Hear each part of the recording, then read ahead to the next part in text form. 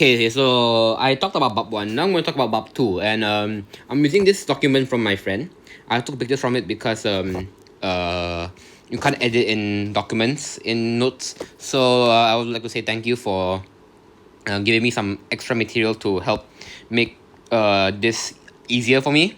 Because these notes are actually very compact. They're only like 4 pages long. This book is like 16 pages. So it just made life a lot easier for me. So I'm going to use both to make sure that I don't lose track. So latar belakang sejarah Perlembagaan Persekutuan. So you need to know that before Perlembagaan Persekutuan, we had this Undang-Undang Negeri Melayu and Undang-Undang Inggris. So I don't think she wrote this part, but here perlembagaan merupakan undang-undang tertinggi sesebuah negara. That one is I will say it's quite important because again, remember what I mentioned about maksud. Maksud. This is maksud perlembagaan. Perlembagaan merupakan undang-undang tertinggi sebagai teras pemerintahan sesebuah negara. And before British, we had our own sistem beraja. We have our own monarchy system. And after British came, then they were still accepted as a pemerintah, but there were some changes to the rules. So before British, we had this Undang-Undang Negeri Melayu, which mainly come from Kesultanan Melayu Melaka. So the general thing about Undang-Undang Negeri Melayu is Raja is a pemerintah, rakyat memberikan kesetiaan, and Raja menentukan undang dan sistem pemerintahan. So Raja is your ruler. You need to give your respect to the ruler, and the Raja is the one that creates the rules for you. And the examples that you need for Undang-Undang Negeri Melayu is at least these two: Hukum Kanun Melaka and Undang-Undang Laut Melaka. These are all. The reason why I'm mentioning these two is because they are both from Kesultanan Melayu Melaka, and Kesultanan Melayu Melaka is the most important kesultanan in this topic. So yeah, after English came to some countries, the ones that don't have Raja, they ended up taking over and putting in the Charter of Justice. Because remember, Pulau Pinang and Malacca after that had no more king. So British were able to just come in and take these and be able to put their own rules on here because they have no sultan to make the rules, so the British just make the rules themselves. And what they use is they use England's rules but change it a bit for their own needs, and that is called the Charter of Justice. So Charter of Justice is for NNS. And then when they took over Sabah and Sarawak, they used the Sarawak application of laws ordinance and the Sabah application of laws ordinance. This part, I don't know why the PDF didn't actually scan this page. I'm using an online PDF. So yeah. Sebelum British, pemerintahan Raja okay, here. So the thing that they skipped out is this part. The Charter of Justice. So there are 3 charters of justice. The first one was in Pulau Pinang. The second one is to have a mahkamah in NNS. And then the third one is to mewujudkan mahkamah di NNS. Let me just look at the book again to see if that's actually what it writes.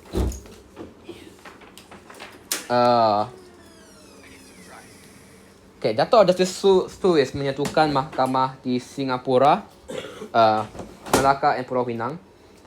While Charter of Justice 3 is to mewujudkan mahkamah di Singapura, Melaka and Pulau Pinang. So okay, what it means is in Charter of Justice 1 there's only mahkamah in Pulau Pinang. In Charter of Justice 2, Singapore, Melaka and Pulau Pinang have their own mahkamah. Not their own mahkamah. They are all under one mahkamah. In Charter of Justice 3, Singapore and Melaka have their own mahkamah, and Pulau Pinang have their own mahkamah. So Charter of Justice 2 has one mahkamah. Charter of Justice 3 has 2 mahkamah. In Sarawak, they have this thing called the Council Negeri, which has 45 members and is led by the Ketua Setiausaha. Majlis Tertinggi is led by the Governor. And for Sabah, they have the Majlis Undangan dan Majlis Kerja. Majlis Undangan memberikan kuasa kepada Governor untuk mengubah undang-undang dalam pemerintahannya.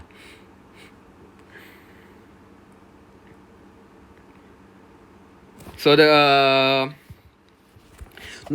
I wouldn't really recommend focusing a lot on this part because Sabah and Sarawak usually is pretty little to talk about. So they won't really ask much about this. So it's something that you should read, especially the Justice of Justice. But for this part, I do not think that this is actually gonna come out. It might come out in objective though, so be careful. And again, as I always say, the kesimpulan, you have to make sure that you will get your kebats correct. Next, kesedaran penggubalan perlembagaan persekutuan. So, the main thing the teacher told me about this thing is, let me just go to the next page. Is this Perak here, Perak. Perak is the first state to be taken over after NNS. So it is NNS first and then Perak. So you might be asking, why Perak? I do not know the actual reason, but it's something to do with if you were to refer back to your PT3 sejarah books, you would see how Perak got taken over. But I forgot the actual way of how it got taken over. So it's something that you should search yourself. However, you must know that Perak is the first to be taken over, and Perak is the first to be taken over. So Perak is the first country to actually have undang-undang Barat in their law. So if you ask here, mengapakah Perak negeri Melayu yang pertama menggunakan undang-undang Barat? Number 1, negeri Melayu pertama dijajah selepas NNS. Number 2, negeri Melayu pertama yang menerima sistem residen. So after they took over Perak, they put system resident. So this system resident is actually affecting the law. So that's why this undang-undang is diubah, because they got resident now. Now the difference between Charter of Justice and this Majlis Negeri Perak is Charter of Justice is directly taken from England. But Majlis Negeri Perak has England punya rule sets, like got inspiration from England, but it is made in Perak. So in 1877, let's see what it says. Mesyuarat pertama Majlis Negeri Perak dipengerusikan oleh Raja Muda Yusuf untuk menggubal undang-undang Negeri Perak. So this Majlis Negeri Perak, its function is to menggubal undang-undang Negeri Perak.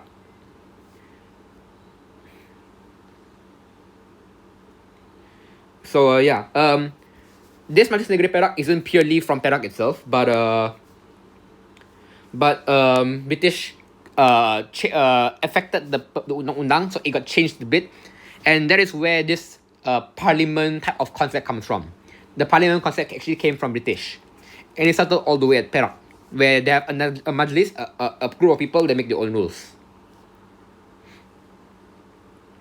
Next is in 1946. This one isn't really that important, other than the fact that it's Perak who got the rules first. But in 1946, they changed the rules again, and this is because, if I remember correctly, this is about Malayan Union. So at Malayan Union. So when Malayan Union came, the status of Tanah Melayu changed from naungan to jajahan. So it is worse now. So when they changed it from naungan to jajahan, they changed all the rules as well. So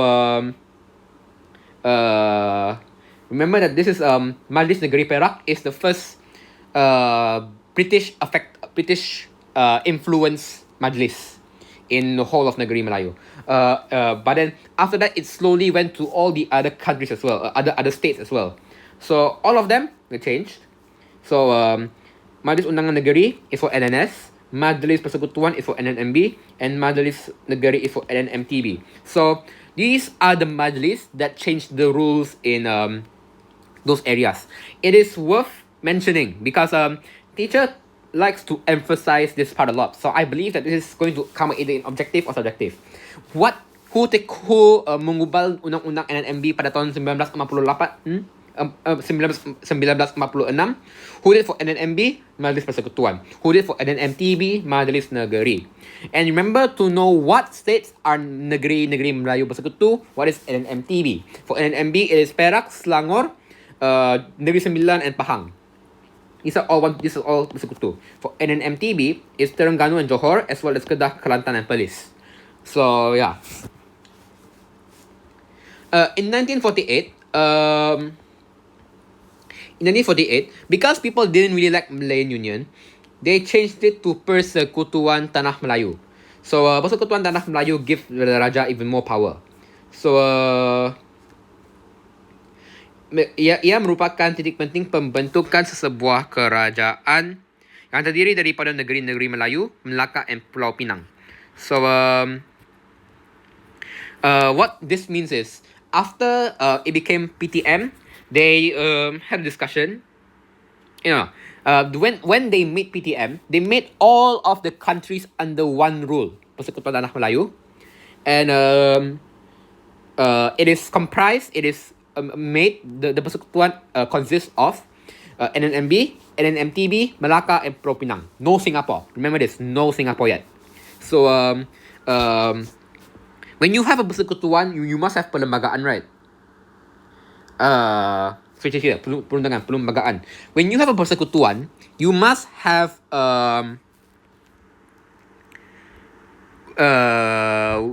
your own identity, I guess.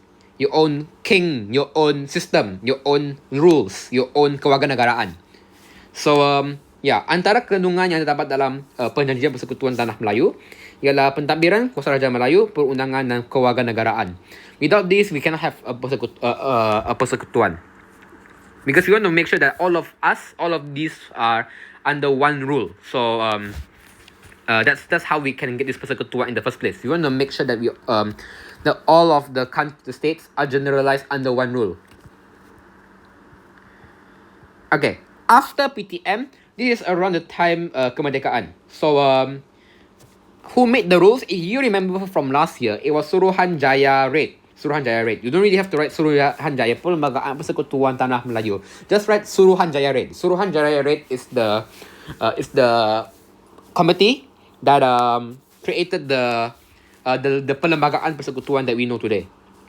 And the Perlembagaan, the thing is here, teacher also mentioned, Perlembagaan Persekutuan is based on model Westminster. This Westminster model is from Britain. Of course, it's from England. So what this means is the Perlembagaan Persekutuan has some inspiration from the rules in Britain. Like, we took some of them from Britain. And it starts after kemerdekaan, and we still use this perlembagaan until today. Okay, here's the apparently this is quite important. So what is the main contents of this Perjanjian Persekutuan? So the 5 things that we need to care about is: kerajaan persekutuan yang kukuh, menjamin kedudukan Raja-Raja Melayu, menjamin kedudukan istimewa orang Melayu dan kepentingan sah kaum lain, parlimen, and kewarganegaraan. So, what is this whole thing? There are 5 main points that we need to include in that when we're talking about kemerdekaan. We have 5 main topics that we have to consider. One is we need a very good government. Number 2 is we need to make sure that our king stays in power. Number 3 is we want to make sure that orang Melayu have their kedudukan istimewa, and kaum lain do not feel left out. Number 4, we must have a parliament that is separated into Dewan Negara and Dewan Negeri. Dewan Rakyat and Dewan Negara. That one we will get into more in bab 3. And lastly, kewarganegaraan yang sama. Because remember, last time NNS punya people were called Rakyat British, and NNMB and MTB punya people were called Rakyat Raja. So they both have their own benefits, but they're not the same. Now that we are under PTM, now that we are under Persekutuan Tanah Melayu, we want to make them all into one. Orang Melayu. Not orang Melayu. Orang Melaya. Orang Tanah Melayu. And then after Malaysia, after Malaysia, we are all called Malaysians. So. Okay. Next, ciri utama perlembagaan persekutuan. I think I put it here. Yeah, here. Okay. So that again, this is, I believe, the most important thing in this topic. because it has a lot of meat and it is very obviously a thing that can be an essay, because all of these are more towards timelines, more towards subjective, where you're gonna fill in the blanks, what happens in this year, what happens in this year. But for this one, there are a lot of points which can easily be turned into an essay. So how do we turn it into an essay? It's the question. Okay, so number one, traditional, kesultanan atau pemerintahan beraja. Selepas kemerdekaan, pemerintahan beraja disesuaikan melalui konsep demokrasi berparlimen.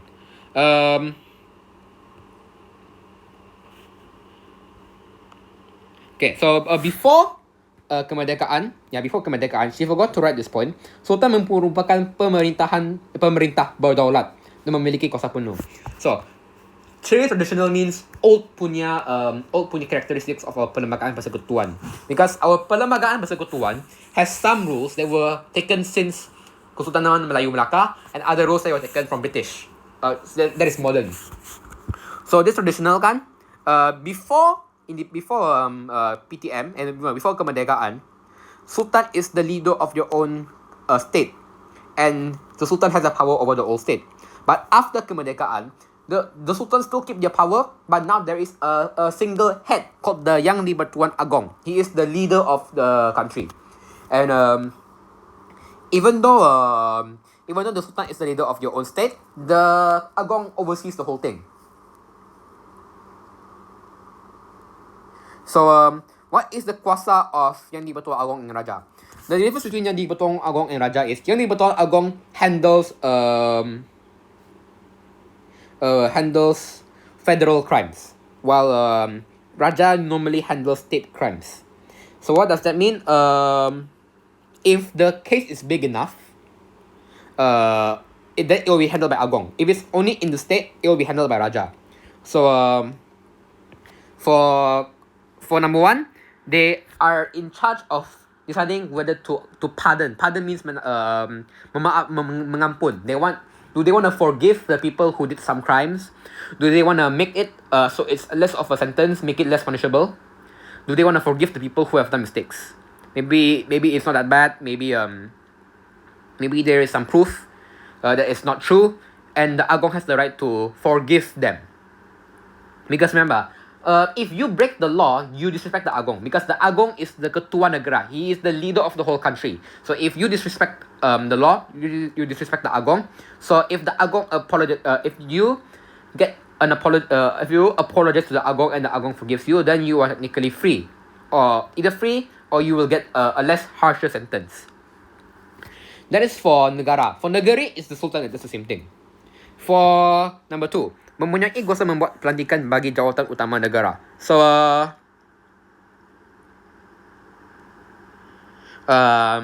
you know that the jawatan utama in this country include ketua hakim, ketua polis, what else? Let me see. Wait, the two main things you have to know: ketua hakim negara and ketua polis negara. Those are the two main things that the Agong is in charge of choosing. So they're in charge of choosing those important non-political roles. And then for Sultan or Raja, they choose their own country's head hakim. They choose their own country's head police and so on. Next is agama Islam. So agama Islam is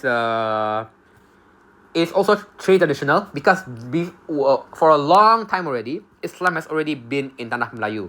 And Sultan is considered the king of the leader of agama Islam, because he is the leader of, and he's also Muslim. So he is the ketua agama Islam. And British has always respected agama Islam. They have never gotten involved in it.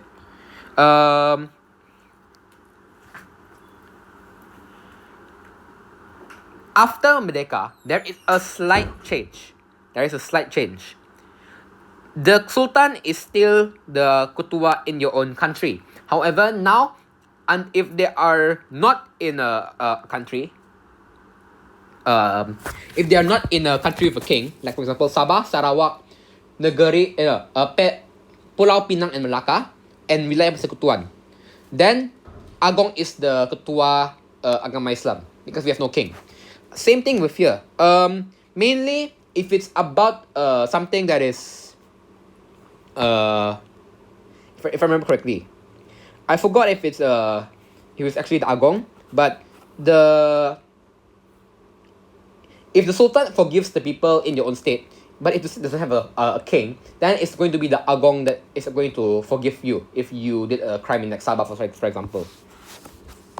Okay, next, Bahasa Melayu. There's really nothing much to talk about Bahasa Melayu.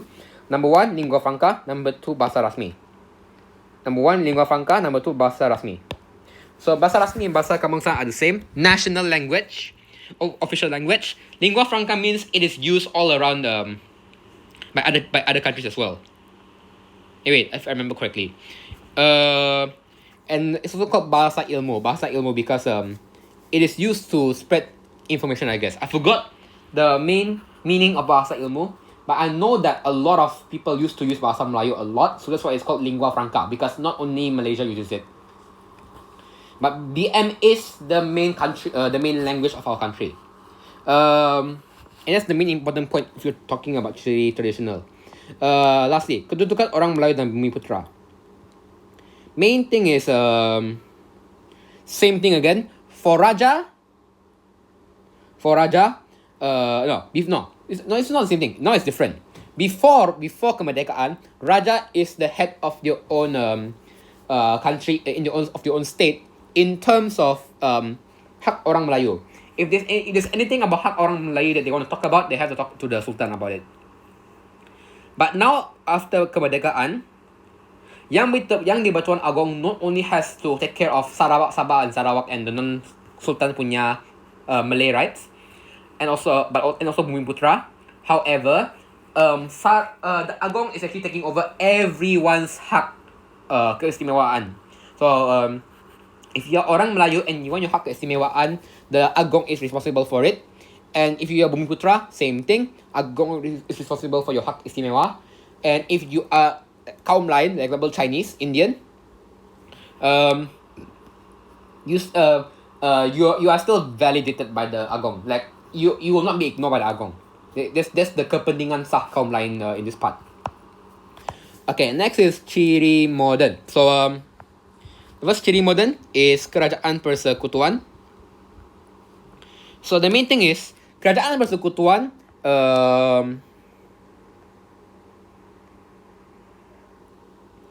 Meaning of kerajaan persekutuan is there are two types of kerajaan.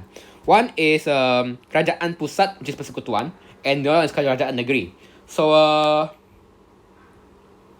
what this means is the whole country is mainly oversaw, mainly taken over by the kerajaan persekutuan, just like the cabinet, Muhyiddin, and so on. So however, each state has their own or has their own government as well. For example, in Sabah, we have Hajiji and Bonga. So that is kerajaan negeri. So the ciri modern for this is we have kerajaan pusat and kerajaan negeri, and they all have their own powers. Diberi kuasa dalam bidang tertentu. They have control over certain places. But after Malaysia is formed, Sabah and Sarawak also have their own government. They are given some autonomy. So what this means is, maybe in Semenanjung, the government is more restricted. But Sabah and Sarawak are more free in doing some stuff. They have less restrictions. The government still has control over them, but Sabah and Sarawak can still do their own thing. Next is the most important one, sistem demokrasi berparlimen. So demokrasi berparlimen, the origin of demokrasi berparlimen is demokrasi means the rakyat have their own rights. So this rights is shown by Pilihan Raya 1955. Why? Because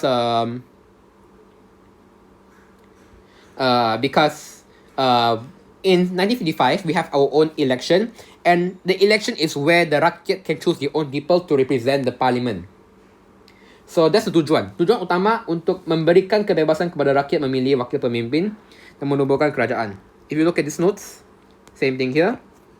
Memberikan kebebasan kepada rakyat memilih wakil pemimpin dan menubuhkan kerajaan. The main focus of this election is to give the rakyat a chance to choose their own leader. And it continues on until today. the SPR, Suruhanjaya Pilihan Raya, is elected by the Agong, and your function is to make sure that there is no corruption going on in the election. So the Agong chooses the SPR members, and their function is to make sure that the election goes smoothly without any problems, without any weird stuff going on, I guess. So yeah, they have the full responsibility in doing all of this election stuff. So for Pilihan Raya Persekutuan, because there are two elections, Pilihan Raya Persekutuan and Pilihan Raya Negeri.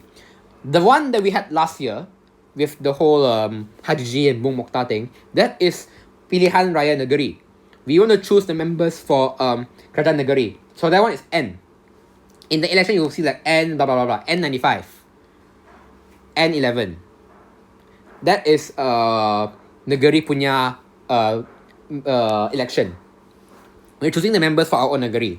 For the whole country, for the parliament, we use P, and that is that is for the persekutuan. Pilihan raya untuk persekutuan, untuk memilih wakil bagi membentuk kerajaan persekutuan. This is basically parliament, no?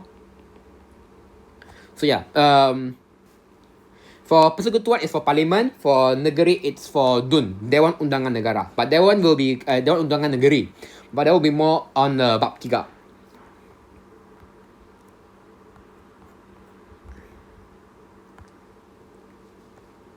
Lastly, kewarganegaraan. So for kewarganegaraan, again, it's the same thing as I mentioned just now. Before kemerdekaan, I think I mentioned it. I mentioned it. Oh, here. This part. The one I mentioned just now. Before kemerdekaan, before kemerdekaan, we have two types of rakyat. Rakyat Raja, and rakyat British. For British is for Pulau Pinang and Melaka, and they have separate benefits. But after PTM 1948 and anyway after that, everyone is under one warga negara. Warga negara orang tanah Melayu, or orang Malayan. So before this, they have Rakyat Raja and Rakyat British, but now we are all together as Malaysian. And it started from PTN 1948, but after kemerdekaan, it is 100% confirmed that everyone is equal in this country. Every rakyat is equal in this country. There is no rakyat has more benefits. Not more benefits. There is no one rakyat. There's no other rakyat. They are all one rakyat now. Okay. Lastly is the pindaan perlembagaan. So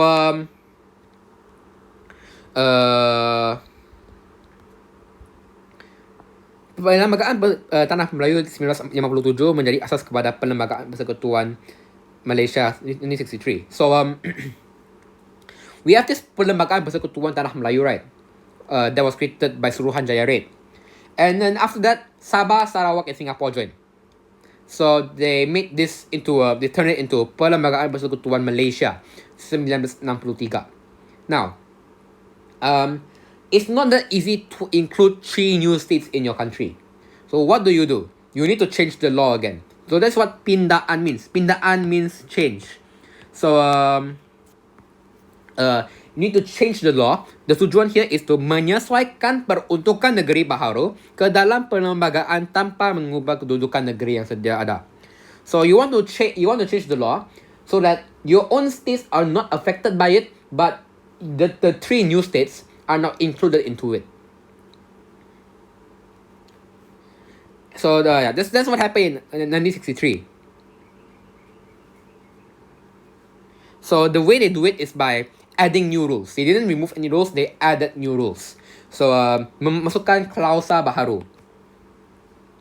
There are 3 main points. There are 3 main things that have been added, which is the change to the Mahkamah Atasan, the Mahkamah Tinggi Borneo, and Yang di-Pertuan Negeri.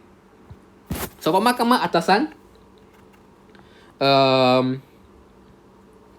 Back then, we only have two, Mahkamah Atasan and Mahkamah Rayuan. You can see here. But now we have more. This one is more on bab 3 as well. Remember, bab 2, 3, and 1 actually have a lot of connection to each other. So, after Malaysia is formed, they changed the Mahkamah Atasan punya name to Mahkamah Persekutuan. And there are 3 Mahkamah Atasan, which is in PTM has 1, Sabah, Sarawak has 1, and Singapura has 1. Next is it didn't write here, so I'm going to use this one as instead. But pembentukan Mahkamah Tinggi Borneo. So for here we added Mahkamah Atasan for Sarawak and Sabah and Singapore. For here we have a Mahkamah Tinggi in Tanah Melayu, but now we are adding another Mahkamah Tinggi for Borneo. And Mahkamah Tinggi, as we know, basically is to handle those court stuff in Sabah and Sarawak lah. And in 1963, they have to have a leader, right? They have to have the Ketua Hakim for that mahkamah. So they call it Ketua Hakim Borneo, and he is in Kuching. But now, the name of that Mahkamah Tinggi Borneo is changed to the name of that Ketua Hakim Borneo is now Ketua Hakim Sarawak and Sabah. Mainly because Borneo is not just Sabah and Sarawak lah. There's Brunei and also Kalimantan, but we're talking about Sabah and Sarawak, so it is Ketua Hakim Sarawak and Sabah. Okay, thirdly,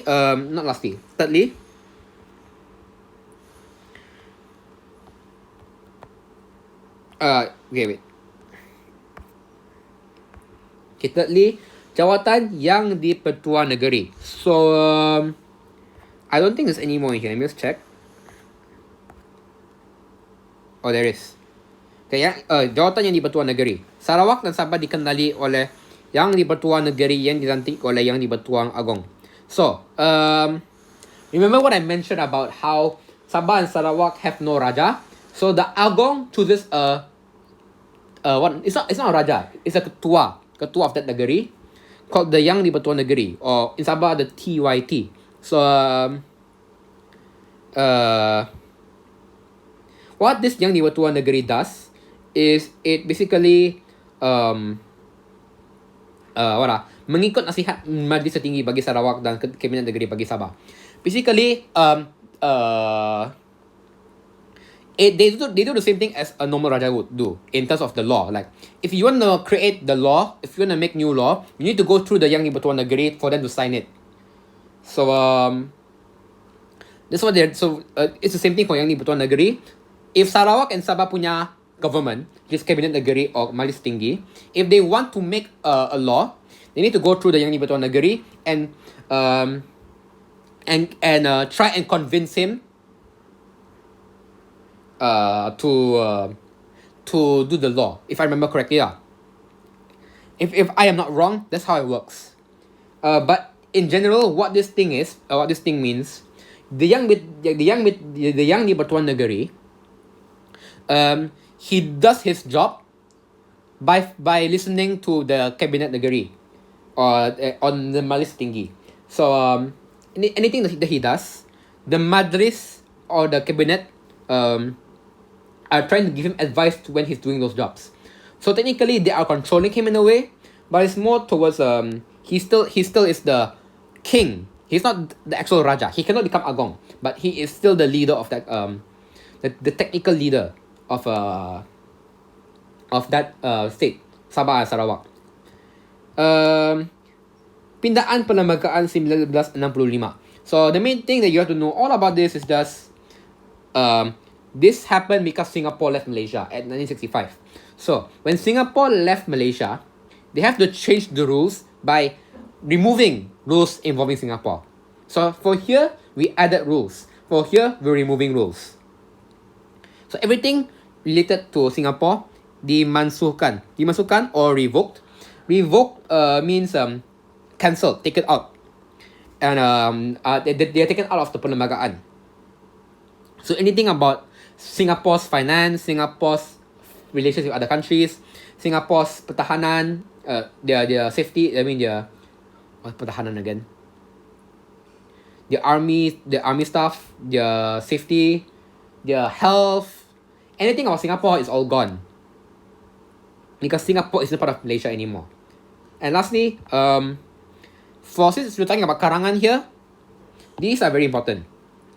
Any purple box or any blue box that you see have kesimpulan. I need you to read them yourself. Because those will actually help you with kebat a lot. They'll give you like 1 or 2 free marks just because they're easy to remember. So yeah, I guess that's all. Remember to do the exercises if you want to try and improve your